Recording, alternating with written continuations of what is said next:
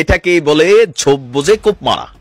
এভাবে আগায় যেতে হবে। অসংখ্য ধন্যবাদ জানাই ডক্টর মোহাম্মদ ইউনূসকে। সে আসলে বাঘ, তার যে স্বভাবগত চরিত্র স্বীকার করা, ইয়েস উই আর টাইগার। আয়নায় দেখা একটা গর্জন দিয়েছে, আর এই প্রথমবার একটা ভিট্রে করেছে। এই ভিট্রেটা জরুরি ছিল। এইটাই সিস্টেম।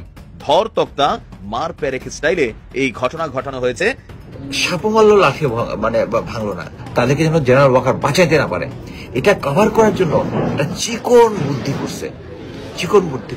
আমরা যখন যা কিছু ভাবি আর বলি তার কিছুটা হলো বাস্তবতা দেখতে পাই পরবর্তীতে।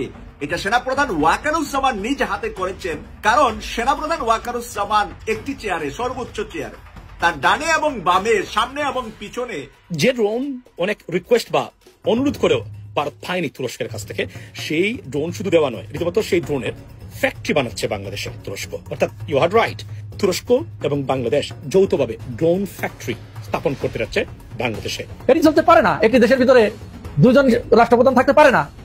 আমরা এটি হতে দিতে পারি না। বাংলাদেশের জনগণ এটি হতে দিতে পারে না। অপরাধীর পরিচয় শুধুমাত্র অপরাধী। যে অপরাধীগুলো, তাদেরকে আমরা জামাইয়া ধরে রাখতে পারি না, ওদের পরিচয় একমাত্র অপরাধী, ওদেরকে আমরা ঘৃণা করি।